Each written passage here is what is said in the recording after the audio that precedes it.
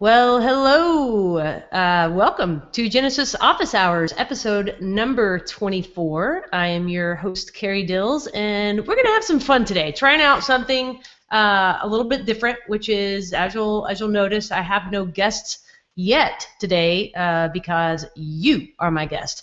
So here I'm going to just kind of get the ball rolling, and then what I'm going to do is both tweet and post a link to this hangout over at carriedills.com/GOH. And then if you don't have the direct link to this podcast, if you're on the GOH page, just click on the most recent podcast, and in just a second here, I will let you know when that link is up. So just wanted to take a minute while I've got you all as a captive audience to thank you guys for listening in, tuning in week after week, and being such amazingly enthusiastic participants. It makes doing this show a total blast. And without you, there would, I mean, I can talk to an empty room all day long. So it's the fact that that you guys tune in that makes this worth doing. So in addition to the having you as my guest on today, the other exciting news is this show is my first fully sponsored episode of Office Hours. So I've got two sponsors going on. Jesse, you're trolling already out there. I've got two sponsors going on today that I'm excited about. It's the first is WP Site Care and Ryan Sullivan and his awesome customer service crew over there. We'll talk about that in a second, a little bit more. And then also Matt Medeiros of the famous Matt Report. Matt, this is me summoning you, actually. And yesterday he introduced his plugin to the world, the Conductor plugin, and I saw it's actually, we talked about it last week on Genesis Office Hours, and I did want to have him on today for some of your follow-up questions to ask. So, without further ado, let me give the house rules before I unveil the link and when we start going nutso in here. Hangout does have a limit of 10 people on the air simultaneously. So, what I would ask when you hop on, please mute yourself, and I'll go ahead and moderate. So I'll let you know when it's cool to unmute yourself. Ask your question. We'll talk about it. If you have a follow-up question, we'll talk about that. And then when you're done, just ask that you hop off to give someone else an opportunity to get onto the Hangout. And of course, if you have more than one question, you're welcome. You're welcome to hop back on. This could be chaos, or this could be total fun. I don't know. Jesse Peterson, to answer your question, I assume you're talking about I rode the Texas Star, which is a famous wheelie bird thing at the Texas State Fair. I don't know. I can't even. Yeah. Hey, Matt. Hey, what's up? I was trying Ferris wheel. Wait, that's the word I'm looking for. Time for me to join in. Yes. Okay. So I'm going to tweet the link here. And Matt, how'd the episode go yesterday? Your live Conductor preview. It was conducted really well. No, it was good. It was a lot of interested folks over the last few weeks of us prepping for the plugin launch. A lot of great feedback. Lots of new customers. Things are pretty chaotic right now here in the studio, but it's fun. It's a fun chaos. I like fun chaos. And then how many folks do you actually have working with you? 350. We're actually the largest WordPress shop in the world. No, there are. I was like, what? No, there are 4 people full-time in-house in the studio in the physical location, and then the rest of the folks are contractors and spread out amongst the world. Cool. Well, if you're over on Twitter and monitoring that GOH chat hashtag or my Twitter account, you'll see the link posted, and also over on my website, this link is live. So don't be shy. Get on over here and join us.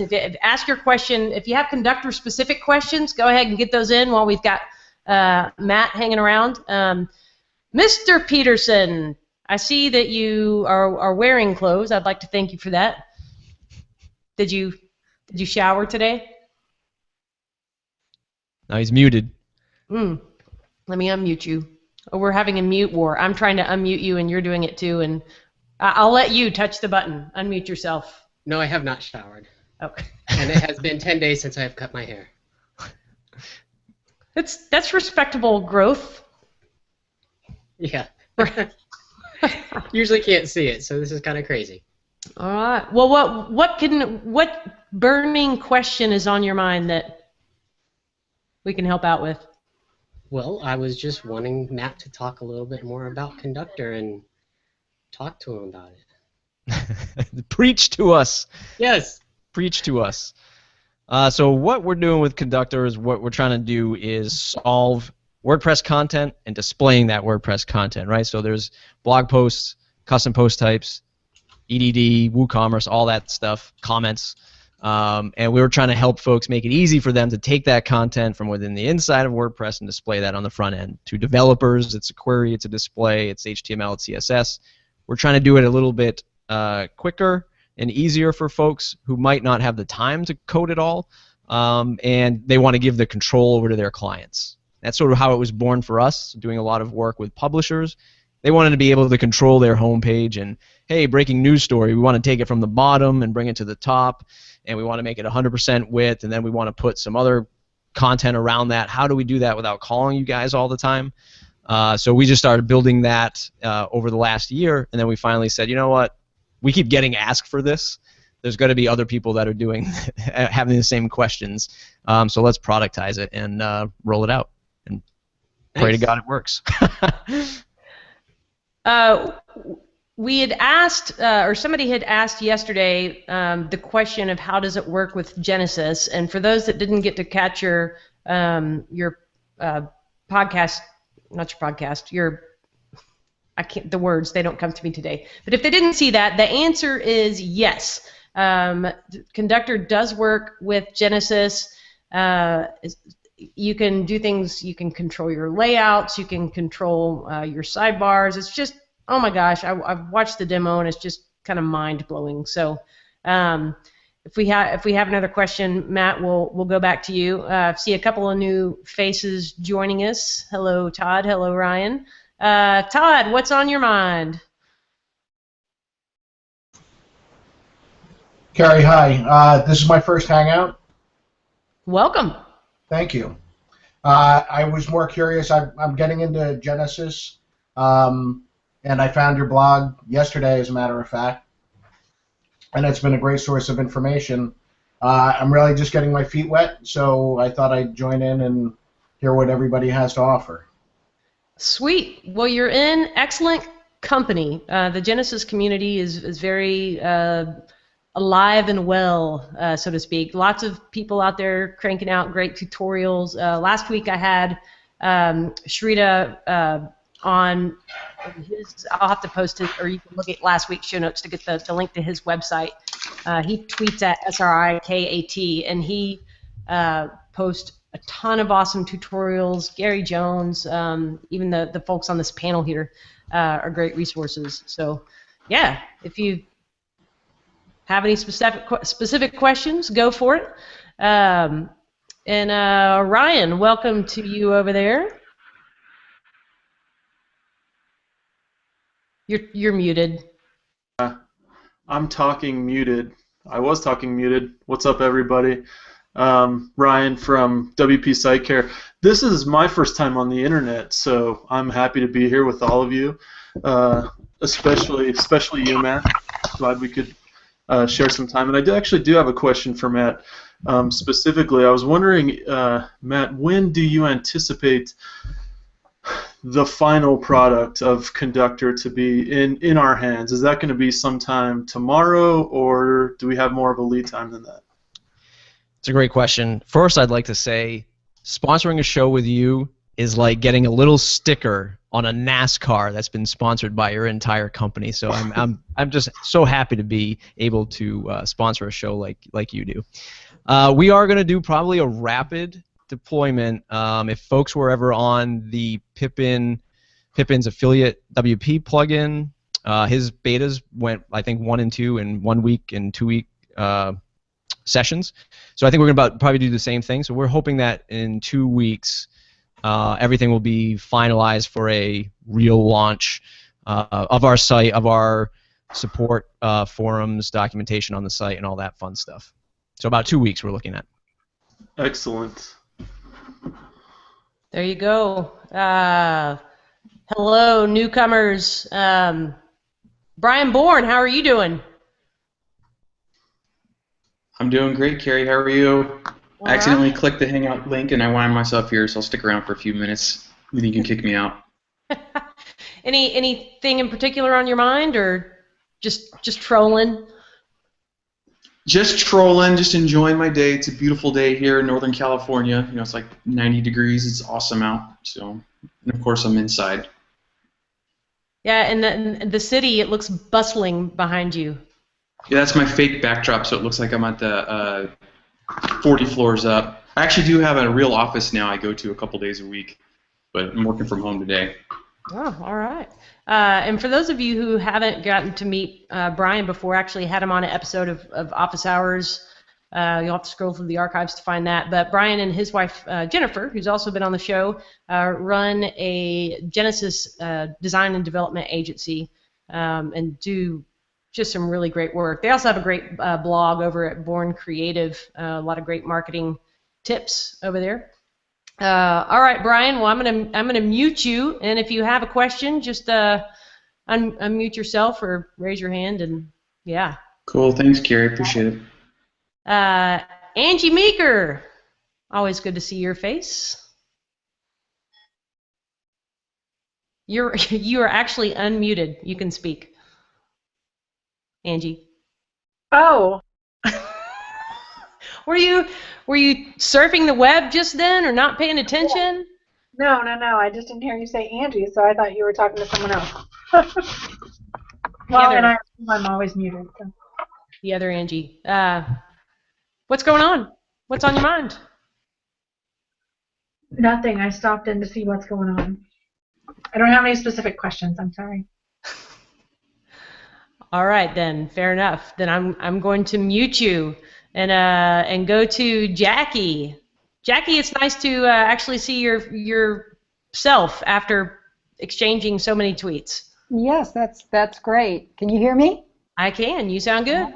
That's good. Well, I just had some follow-up questions on the Conductor plugin. I missed the podcast yesterday, and I signed up last night, and from the tweets that I saw today, they were talking about licensing, and I'm just trying to sort out in my mind, how would you use that with a client, and how would you use that on a developer's license for sites that you develop for yourself?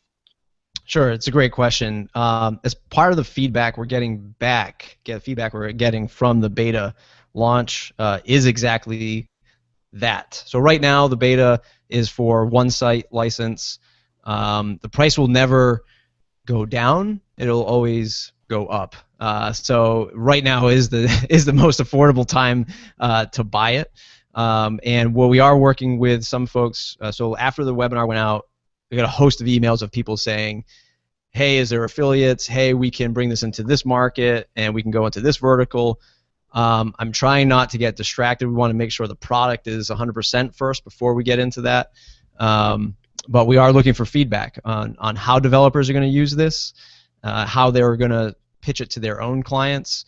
You know, if we're looking at it like if you trade an hour of your time for what we're guessing is 4 to 5 hours of development, we're thinking that most consultants might be charging $1,000 for a site or $1,500 for a homepage, something like that.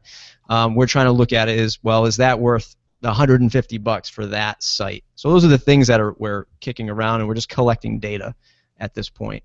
But all the beta stuff right now is just a single site license, and over the next few weeks we'll start to roll out the actual licensing key.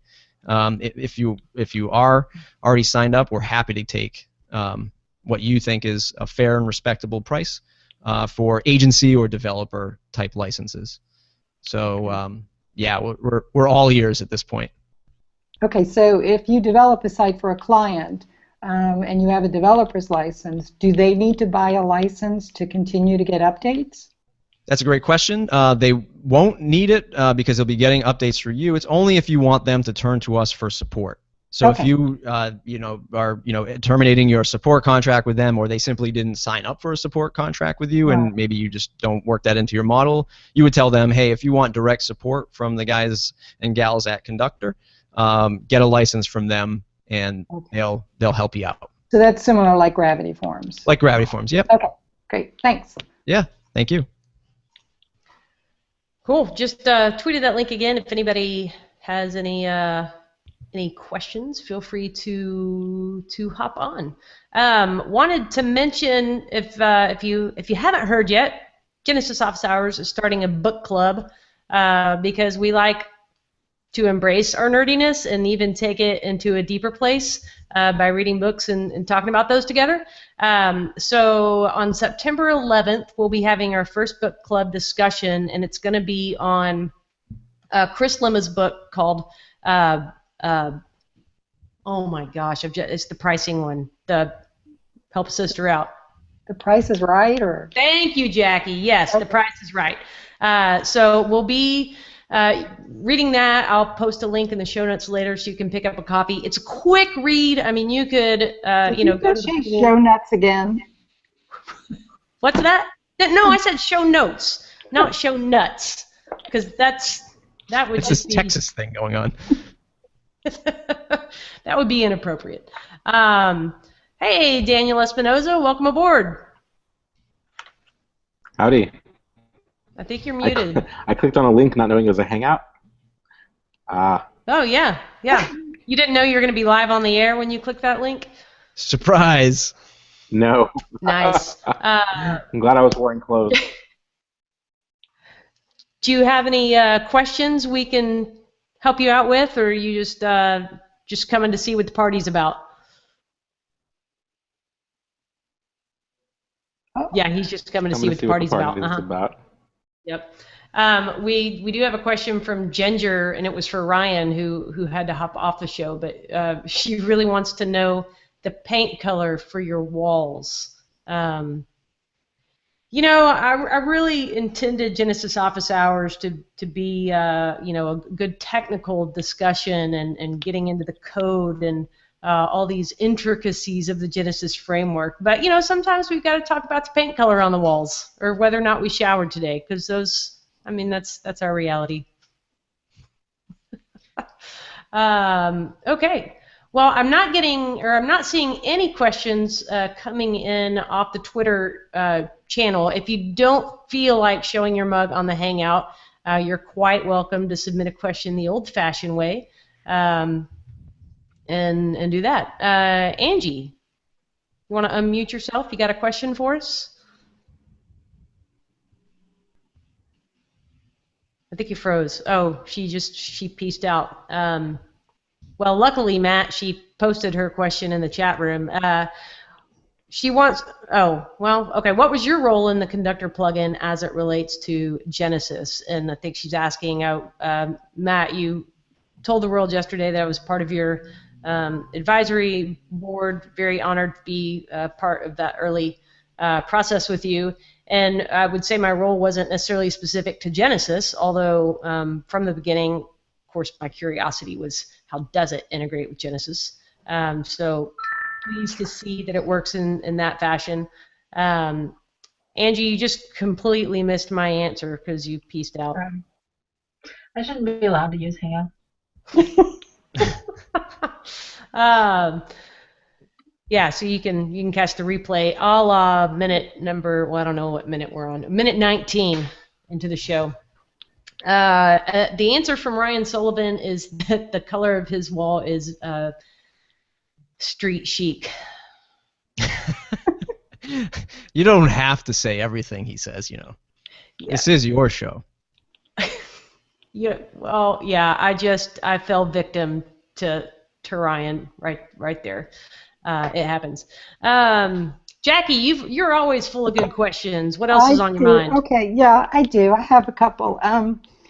one of the things I've noticed lately is just a lot of talk about premium plugins and new Rainmaker and manage WordPress hosting, and trying to figure out, like for a client or even for myself, for a site I built for myself, where do you start to make decisions about which formats to use, what plugins you want to use, how many premium plugins do you need and want to use, things like that. Just kind of getting an idea, especially like new Rainmaker. I've seen a lot of tweets about that, and I'm trying to figure out, well, how does that fit into what premium plugins like Conductor are doing? Is that going to be able to work on new Rainmaker? And just things like that. Just questions that could be answered. Sure. Well, first, that's like a big ball of wax of a question. Take a piece of it and go with just a piece of it. Lots of components. I'll address kind of the premium plugins or premium tools, I guess, first. A while back, and you were actually kind enough to tweet it not too long ago, Jackie, but I wrote an article on software as a service or plugins that I use as part of my day-to-day that I pay money for and that are worth it for, sorry, I'm muting a couple of y'all, that earn their keep, so to speak. Curtis McHale also wrote a post similar to that, and he was talking about one, Migrate DB Pro, for instance. So yeah, Migrate DB Pro cost about $200 for a developer license, but if over the course of a month, if I bill out at $100 an hour, and over the course of the month, it can save me at least an hour, then that plugin has justified its keep. So that's kind of the way I look at it. And actually, earlier today, I was having a discussion with Matt. I bought a service, or trying out a service called Lead Pages, which you go in and you put together kind of squeeze pages, for instance. So if you want to see an example of that, go to carriedills.com/subscribe. I really didn't mean that as a segue, but anyways, it's a sign up for to receive notifications for Genesis Office Hours, and it's an expensive service. It's like $67 a month. So I'm trying it for a month. I've got a monetary value in my mind, and the deal is, like, if it pays for itself after a month, I'll give it another month. If not, then it wasn't worth it. And anyways, I don't know if I'm even answering your question, Jackie, but that's kind of the way I approach some of these things. Sound expensive, but if you look at it in terms of what is the time savings that you gain, or what can it help you generate in revenue, or bringing in new clients, or whatever your metric is, then they're pretty easily justified cost. Yeah, if I didn't answer your question, feel free to. That's good. No, you did. That's good. How does Migrate DB Pro compare to Desktop Server? Good question. They're a little bit different. Well, they're very different products. So Migrate DB Pro is really just dealing with the database. So it's perfect if you've got, let's say, when I redid carriedills.com, I didn't need my old theme. I was developing a completely new theme. So I used Migrate DB Pro to pull down my database locally on an instance of desktop of a site created by Desktop Server. Other thing that's great about Migrate DB Pro, it also grabs all your media files, which if you've ever migrated a site, getting those media file URLs and all that is kind of a pain in the rear. Anyhow, so that's a use case for Migrate DB Pro if you only need to send your database back and forth. Whereas Desktop Server is really about spinning up. It's a complete package of the database server, a PHP server, rolling all that into kind of a one-click roll-up to be able to start building your sites locally. And their 4.0 version, which is in beta right now, I can't wait to get, or alpha, excuse me, I can't wait to get my hands on it. But they've got some cool new deploy features that I think are going to blow socks clean into the washing machine. Daniel, we had a question for you. from Emily White, and she wants to know, do you recommend any plugins to integrate WooCommerce with a Facebook shop? A client is asking that. Any thoughts? So there is an official. You're muted. There is an official. Muted. Mm-mm. You can't hear me at all. I can hear you. Can you hear me now? Okay. Great. So there's an official plugin that on the WooThemes shop, and I'll put it in the chat. And it doesn't. I'm not sure what type of integration she's talking about, but it makes it possible to list your products on a tab in a Facebook page. So if your store has a Facebook list of pieces, and so you can do that with that plugin.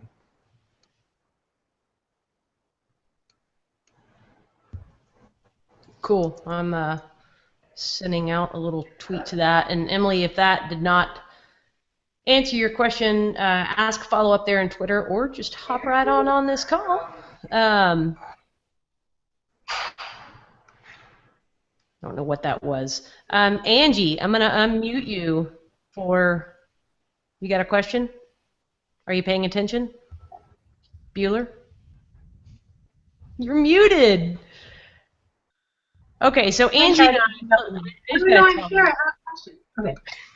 Angie and I are in a mastermind group together, and every week when we get on the call, there's this dynamic of Angie unable to navigate the mute button. And let me just tell you, Angie's brilliant. Is what they do. Let's just be honest. You're wicked smart, and you turn out great work, but for the life of you, I don't know, we're going to have to get a tutorial on how to operate that mute button.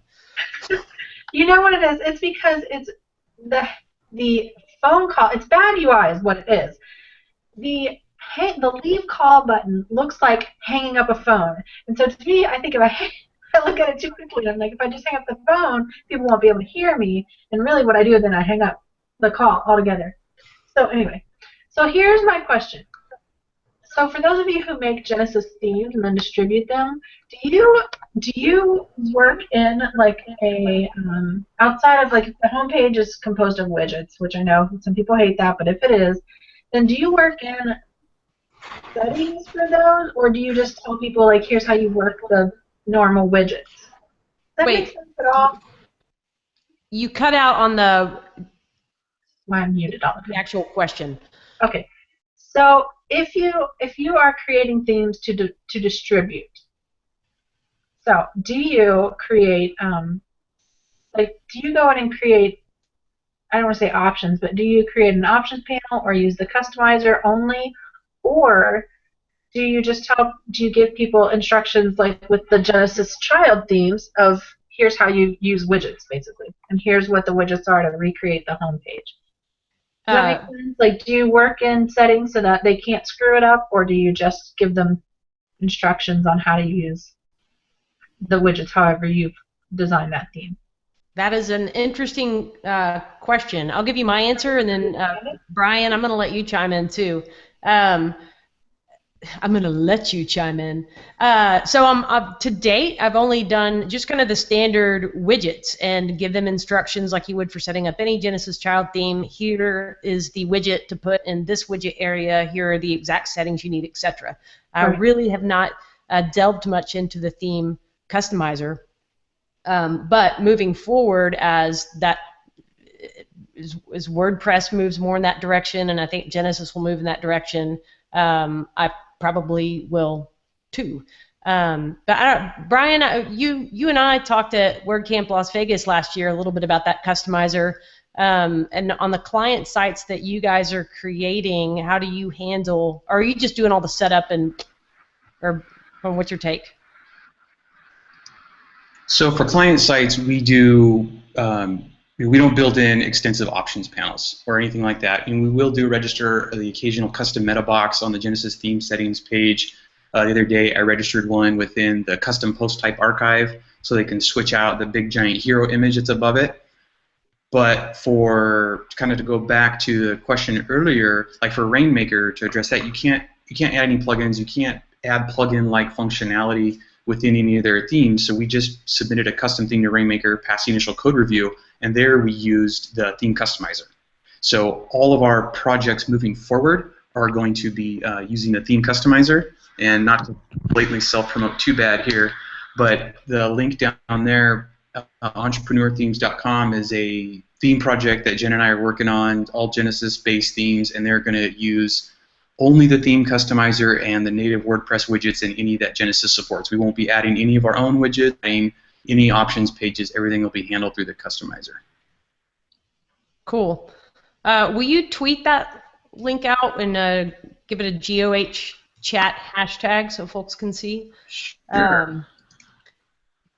Awesome. And then Angie. That means we can't do a partnership. Gee, come on. What's that? That's not fair.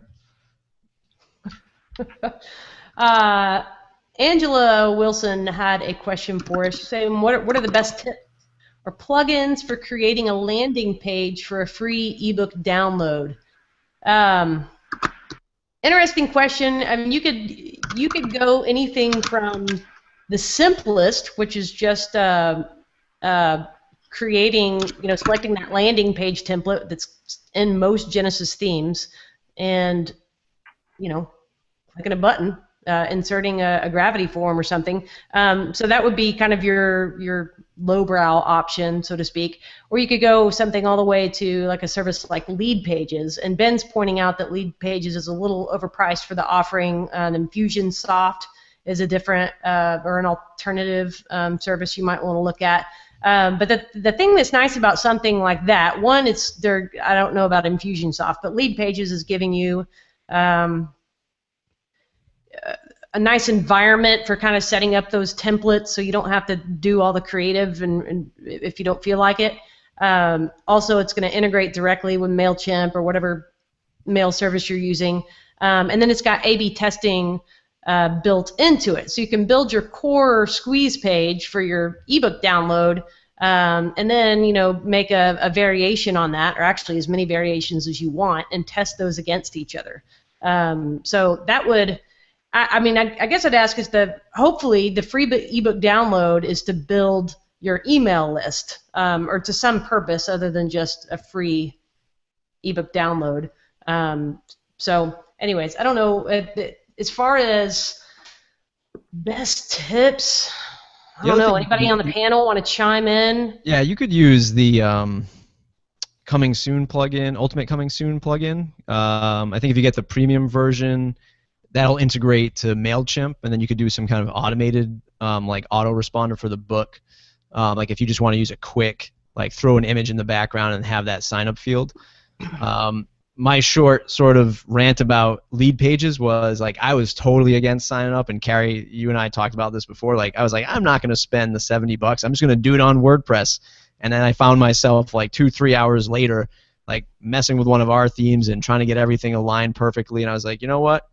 I'm just going to use Lead Pages. It's going to get done in 2 seconds, and then I can A/B test it also in 2 seconds. So when you want to handle like A/B testing stuff, it's also awesome for that. So sometimes things are like sort of overpriced, I guess, but once you start using it, the value is really there. Which this is probably a great time, especially since we're at the halfway point, and you are one of our generous sponsors of the show. Right before the show, just to show you how quickly you can work with Lead Pages, who is not a sponsor, but we're just talking a lot about. Matt threw together a page just for Genesis Office Hours listeners who are interested in the Conductor plugin. And if you want a coupon code to get lots of cash off, you can, Matt, will you tweet out the URL for that? Sure thing. It's conductorplugin.com/GOH. That's GOH, and you will get the beta access codes, and that is good until 5 p.m. Eastern today. So we only did it for 24 hours to sort of control this wonderful chaos that we find ourselves in. So up until 5 p.m. Eastern, you can get access to that beta. Sweet. Kaylee, welcome aboard. I'm gonna unmute you so you can say hello. Hello. Oh, now can you hear me now? Oh, I can hear you now. I cannot see you, but I can hear you. I have no webcam. I'm not on the, technologically advanced, I guess. That's quite all right. Is it Kaylee or Callie? Kaylee. All right, perfect. Well, what can we do for you? I actually just thought I'd come and check you out.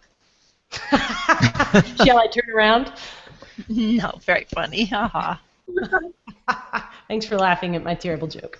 Cool. Well, if you have any questions, just let us know. Drop it in the chat room there, or unmute yourself, and we'll get to you. Absolutely. I've got a question. Go for it, Jackie. Okay. First time I heard this week, an old client of mine was talking about Expression Engine, which I hadn't heard of. So I looked it up, did a little research on it, and there's a little bit of controversy. And I think Morton from lynda.com had tweeted a few tweets about that it wasn't a good choice, and somebody said it was a lot more powerful than WordPress. Some people said it wasn't. I was just wondering what everybody thinks of that. If anybody's even heard of it. I mean, yeah, I've heard of it. I have not used it, touched it, signed up, given them my email address. I mean, I don't even know what the interface looks like. Okay. Does anybody on the panel here have experience with Expression Engine? Or I mean, I heard it's pretty fantastic, but I think it's different tools for different jobs, right? And I think, Jackie, to go back to your previous question, just like Conductor might not be the perfect fit for XYZ project, same thing with Rainmaker. I mean, these things are all, I think sometimes as WordPress folks, we sort of say, oh, we can do all this stuff, and maybe we can pull a piece from here or pull a piece from there, but sometimes like a platform like Rainmaker is going to work perfect.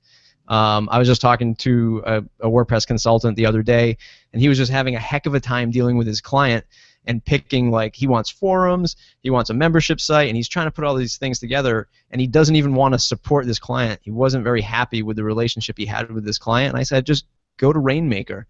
It's all in one. You don't have to worry about supporting him in the future if you don't have a good relationship. It's there, it works, and just move them there. Same thing with lead pages. It's like we can put some stuff together on WordPress and take a few hours to do it, or just bite the bullet and sign up for lead pages. Same way we look at Conductor. It's like you can build the templates and you can build the queries and you can put it out there in a few hours, or you can use Conductor to do it and give it to your client. So there's different tools will solve different problems. Thanks.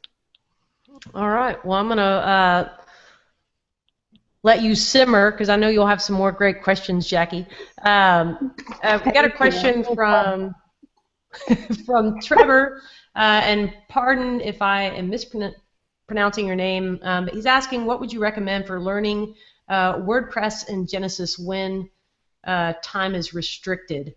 And I guess I'd ask, what's your end goal? Do you just need to know how to move around a site that you've already got, or are you wanting to use Genesis in your job providing services for someone else? If you're wanting to make money using Genesis, then obviously I'd say invest the time to learn. If it's more just kind of getting up to speed to be able to manage your own site, that's certainly a different approach. I'm just going to take a moment to shamelessly plug lynda.com. There are not Genesis courses on there yet, but if you give it, hopefully here within the next few weeks, there will be a couple of Genesis courses that I hope will be a quick, kind of what you're talking about, so getting up to speed with Genesis and what you can do with it pretty quickly. If there are other, I mean, there's so many great, now this is going to go into, again, that time investment, but if you do have more time, just reading through tutorials, Bill Erickson, of course, BrianGardner.com, Gary Jones, all those kind of pillars of the Genesis community produce a lot of great content. That girl over at CarrieDills.com occasionally will throw up a tutorial. But yeah, lots of great free information out there. It's just kind of, you've got to piece it together yourself. Let's see. Gary Jones wants folks to add a lower third so that we can see your name. How do you do that? If you want to add a lower third, this is just, let's actually do a tutorial live on Genesis Office Hours today. Cool. If you find yourself in a Google Hangout, you can hover your mouse over the left-hand panel and you'll see a little red outline toolbox, and you click that. It may go through some sort of an install process if you haven't done it before, or it may just pop out a Hangout toolbox on the right panel. Once that Hangout toolbox pops up on the right side of the screen, what you're on the hunt for is a person, a silhouette, and a circle.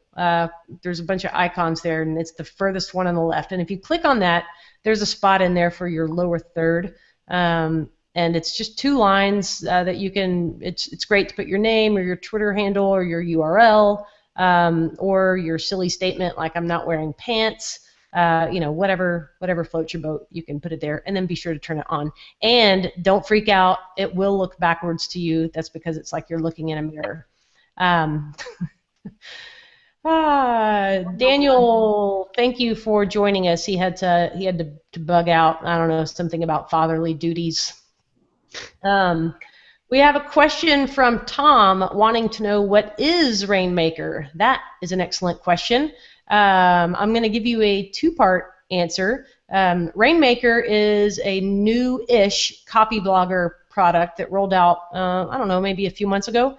And it's basically, it's built on synthesis hosting and uses Genesis. So it's built on all those great copy blogger products. It's got like Scribe SEO built in, basically the whole suite of Genesis products, copy blogger products. But the cool thing about it is it's a limited environment. So that instead of we're a typical Genesis theme, you can get under the hood and do all kinds of crazy customizations or make it do whatever you want. Rainmaker is really about helping people just get something done quickly and easily. So it's sort of the non-programmer's paradise. For more information, if you go back and look through the Genesis Office Hours archives on my site, I had Brian Gardner on a while back, and he fielded quite a few questions about what Rainmaker is, who is the sort of the ideal client or customer for Rainmaker. Hopefully that helps out. Let's see. There are some very strong opinions about Expression Engine happening over in GOH chat, so we'll let that be. Oh, we have a newcomer. Hi, Ben. You're muted. Let's see. I can probably help you out with that situation. Oh. 1 second. There Sorry, you go. My main computer doesn't have a webcam, so I'm on my old iMac, and it's very, very slow. So. Well, you got it working. Just. What can we do for you? I guess I've been racking my brain trying to figure out what I wanted to ask. I know that it's been coming up a lot on the sort of the chat and the support forums about SaaS, and I've started delving into it lately. But I'm just wondering sort of what sort of other people's experiences with it, whether they're sort of finding it's really helping, or whether they're sort of steering clear of it and just trying to find out what's happening. Wait, what are we steering clear of? I missed that part. Oh, sorry, SaaS. SaaS. Oh, SaaS. Yeah, sorry. No, I don't think people are steering clear of it. I think it just, again, depends on, I mean, Studio Press, when I had Brian Gardner on, I flat out asked him, what's the deal? Are we going to be incorporating, or is Genesis going to embrace SaaS? And his answer at that point was no.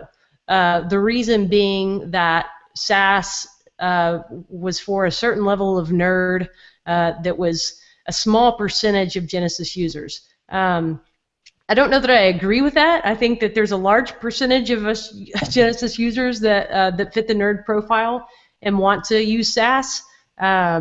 So I've got a Sass starter. It's basically the Genesis sample theme, Sassified, up on GitHub. I think Greg Rickaby has recently added one. So I think there is a trend in the developer community, at least, to moving into using Sass.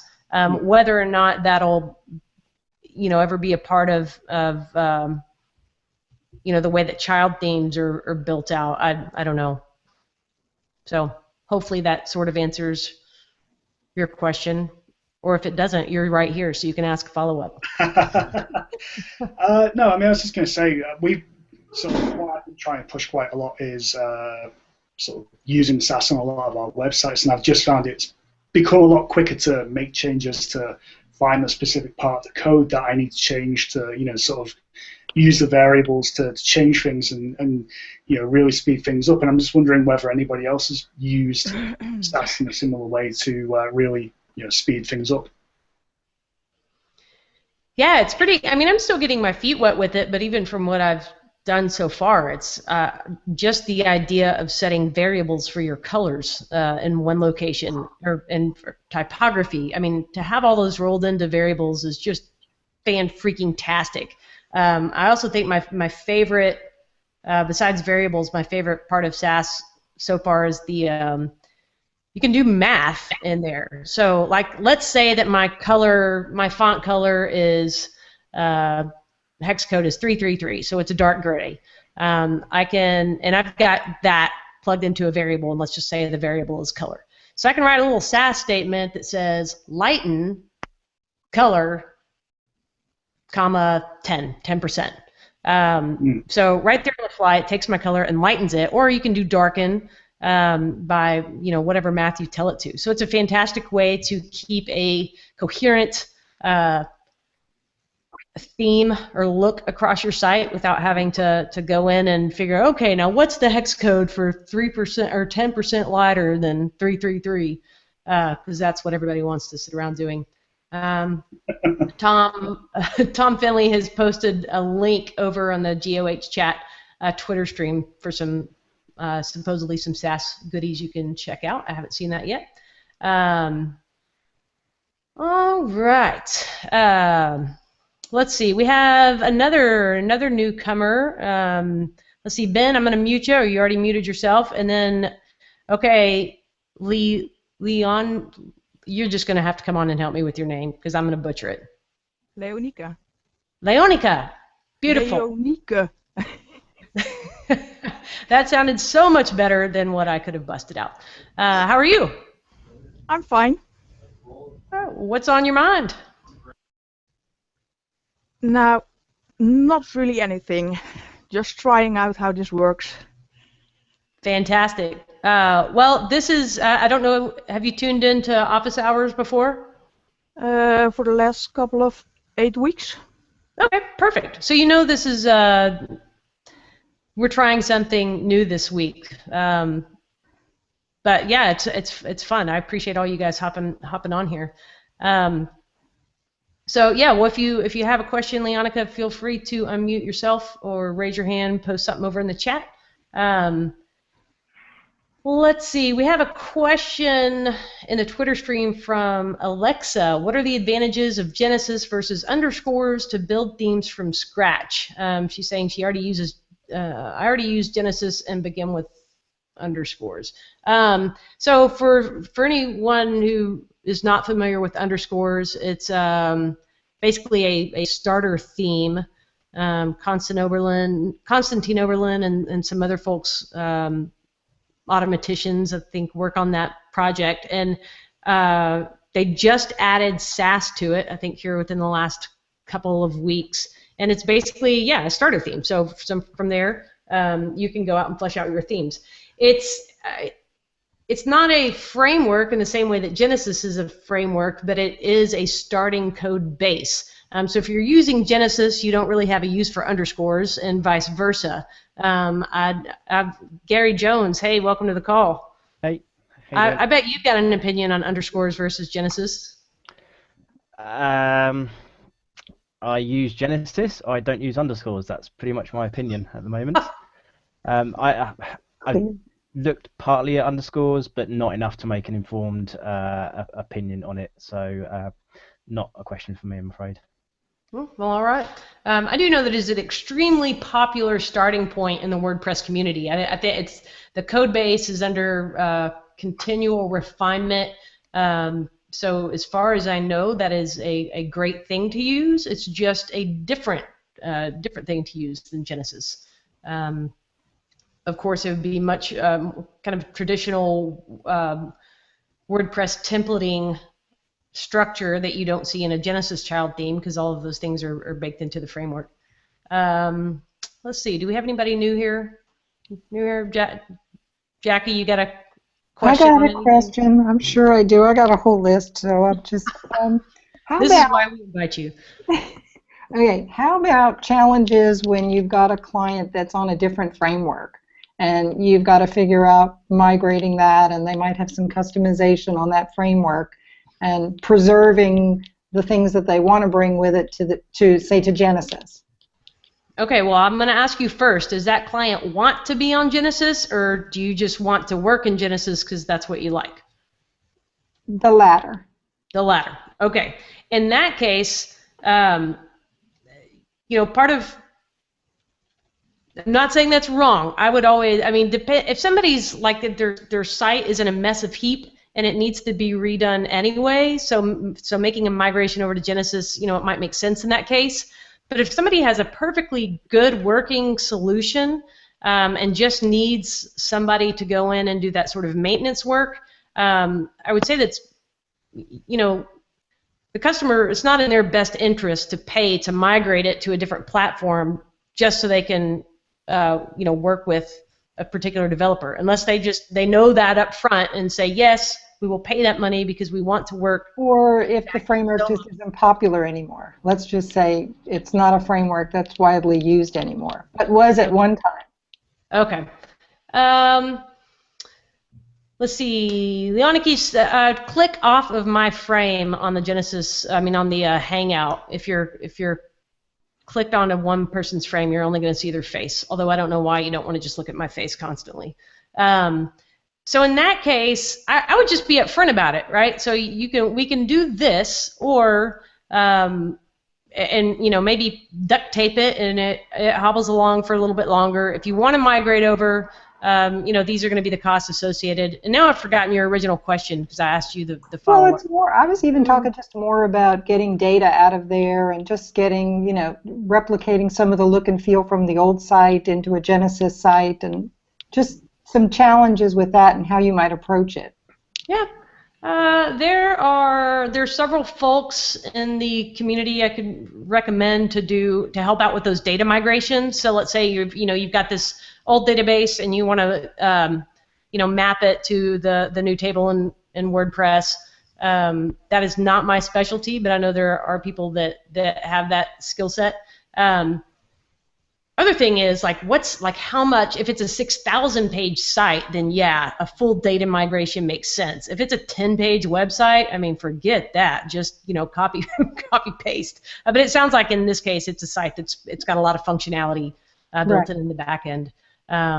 So yeah, I would just kind of look at what is it going to take to replicate that on the new side, and I'd probably pull in and budget accordingly, and then add 30% for when you've underestimated, like I do. We have a newcomer, Clifton. Hello. Are you there? He's just typing in chat. Oh, he's typing in chat. Okay. Well, if you want to unmute yourself and say hello, Clifton, feel free. There you are. Hey guys, how's it going? All right, how are you? Pretty good. I'm just mostly lurking today. Working or lurking? Lurking and working. Sweet. We like the lurkers. Well, welcome aboard. And Gary, I forgot to ask. Did you actually have a question, or are you in Not lurking so much. mode? I'm lurking as well. So, but since going on what you just said, you said, perhaps you underestimate project budgets. How do other people, this question for kind of for the panel or anybody who's listening, do other people tend to find themselves under budgeting or underestimating, or do they make a point of adding an extra 30% regardless and then find they kind of break even?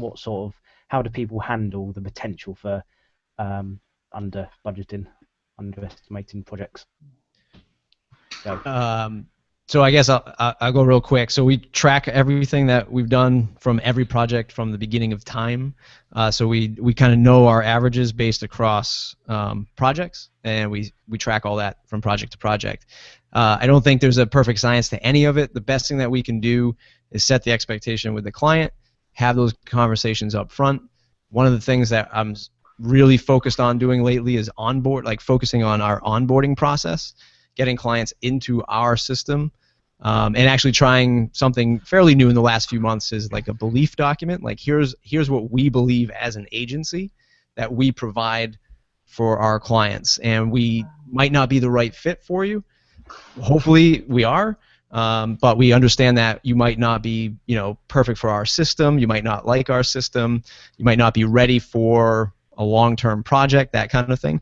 So we really talk to them as much as possible before we even get to the pricing, sort of put them through not a discovery process, but a more lengthy, like, get to know us, let's get to know you and make sure that we're the right fit before we start talking those numbers. And by that time, after they've gone through the ringer, they're like, okay, like, we're ready to work. Let's do this. Like, we understand how you guys work. We understand what's going to happen. We understand deliverables and timelines and what we're responsible for. And that's the best that we can do. Other than that, at the end of the day, it's still just sticking your thumb in the air and hoping that you've gauged it correctly. Brian, I'm sure you have some thoughts on that. Yeah, no, I agree with a lot of what Matt said. And as far as the pure business side of it, the way that we approach projects, we try to scope out as much as we can as possible up front, but at the same time not spending 20 unpaid hours to kind of come up with a budget and hope to win the bid. So a lot of the projects will approach of, hey, we can do this phase of the project for X, flat rate, using similar to Matt. We've been around for 9 years. We pretty much we know how long it takes us to do certain things. But every week a project comes across our desk where I have no idea what it takes, how long it's going to take. So I tell them for project phase 1, it will be X amount, flat rate. This is your scope, number of revisions, blah, blah, blah. For phase 2, that whether it's a custom integration, data migration, or whatever that project might be, I'll take in my head, I'll take the number of hours I think it's going to be, double it, and then I'll use that as the baseline and tell the customer, all right, we think it's going to take between this number of hours and this number of hours on an hourly basis, but I can't give you a direct 100% quote up front. That way, if you come in and you hit that mark, not only you met your own expectations, you come in at the lower end of the range of what you told the client. And if you happen to go over, double, almost triple your hours, you get to a certain point where you go, hey, look, we've gotten this point. We've put in 20 hours on this project. I told you a range between 10 and 30 hours. I think it's going to take us 35. Are we good to keep going? And then kind of as long as you maintain them in the loop, I've never had a single customer push back against that, because when you lay it out up front that whether it's going to be $1,000 for phase 1 and $3,000 for phase 2 or $20,000 for phase 1 and $40,000 for phase 2, as long as you have those numbers up front, it seems to work very, very well in that communication along the ways and letting them know when you're at those points of, hey, we've exhausted the budget, we can deliver this far on it, do you want to keep going? 99 times out of 100 they say, yeah, no problem, you've prepared us, let's get it done. Mm-hmm. And it helps to have partners who are smarter than you that can jump in and help you out. You make a great point, which is just keep an open line of communication. So as soon as you know that something's going to take a little bit longer than anticipated, you let the client know, and it's currently gauging, are we okay to push forward. I've started doing a paid discovery process on anything that's not just an extremely straightforward product or project, excuse me. And what that it accomplishes a couple of things. One, it lets me get paid for my scoping. Here's how I phrase it to the customer. It's a paid discovery project. I'm going to spend X amount of time for this flat fee, and at the end of that, I'll hand you a discovery document that outlines kind of what the current state of affairs is, what the suggested solution is, what tools are needed to do that, and what the budget is for that. You can then take it, and if you want to work with me to execute that, you're more than welcome to. If you want to go shop that out around to other service providers, you are more than welcome to. So far, I've not had anybody want to go shop it around. At that point, they want to continue working with me, but that's time that if I were engaged to do that project, I would spend those hours anyway. So to get paid for that during a discovery process, it helps me give more accurate bids and uncover sort of those inevitable unknowns at a much earlier stage. So anyways, just there are many ways to skin the cat, so to speak. Yeah, we've used that discovery process as well. We're in the middle of a project now where we just finished it and it was an existing customer that we've done a project for in the past. And we even though he's an existing client, we put an out clause for ourselves. That way, if the engineering requirements or scope just turned out, hey, we weren't the best fit, but yet you have a plan of action you can take somewhere else, that not only do they have a walk away, that you should have a walk away for yourself. Because also, not every client is they all seem great when you get started, but after a few dates, it doesn't always work out, and it's nice to have that out, especially in a complex project where you might be working together for 3 or 4 months. Yeah, that's kind of how I felt about meeting you and Jennifer out at San Francisco last year. I was just so glad I had the out and hadn't decided to commit to full dinner, just the coffee. Well, we are at the hour mark here, so I'm gonna do a little house cleaning and some wrap ups. We did have a question from Mike on what do you all use for tracking, time tracking, and managing project tasks. I use Toggl, TOGGL.com. I've also used the Harvest app, but I don't like that quite as well. I don't know, anybody else want to chime in with their tools? We use Freshdesk. FreshBooks, and that's how we just do all of our team tracking. I've just switched from just closed my FreshBooks down today actually, and now use Free Agent as my invoicing and accounting, and it's got a time track on it as well. All right, so FreshBooks, Free Agent. Anybody else? Pen and paper. No, at the moment we've just moved to cash flow for our accounting and invoicing stuff, so I don't think that has time tracking in it. So at the moment I'm open to suggestions for an actual app to do that. I mean, we laugh about the pen and paper, but for a long time I kept the spiral notebook on my desk. And when I go to town for a certain client, I'd open up to their page and just write my stop-start times. It's like tracking mileage in your car. It's brutal. Oh, so glad they've invented better tools for that. Do want to thank again our sponsors for this episode, WPSiteCare.com, and if you're not familiar with them, kind of their most famous service offering is going to be those monthly WordPress maintenance plans. So things like backups, restores, and upgrading your plugins, all that good stuff. And I can tell you, I recommend all of my clients to them for maintenance. I don't like to offer maintenance packages because here's the deal: like it would take an hour of my time, let's say. And if I billed at $100 an hour, then that's an hour of my time for me to go do that service for a client. Where I can send them to Ryan, and it's like $35 to do that same service. So just because his service is built to handle that, they've got great customer service, so I feel very comfortable sending my customers to him.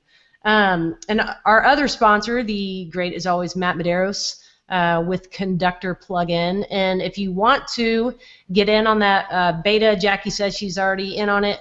You can go to conductorplugin.com/GOH.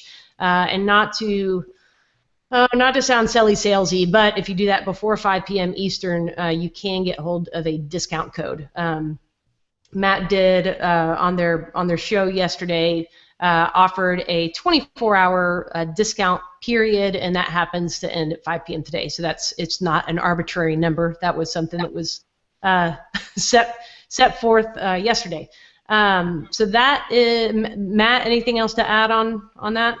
No, I just want to bolster Ryan's ad spot because Ryan and WP SiteCare do an awesome job. I've sent the most hellish of clients his way, and I've had Skype calls with him. I said, look, man, you don't know what's coming your way. Like, this client is not going to be fun. And he was just sat there with his beautiful Ryan smile and said, don't worry, Matt, it'll all be okay. And he does a great, phenomenal job, and happy to be alongside him sponsoring the show today. Wow, and how cool is that? I've got one sponsor loving on the other sponsor.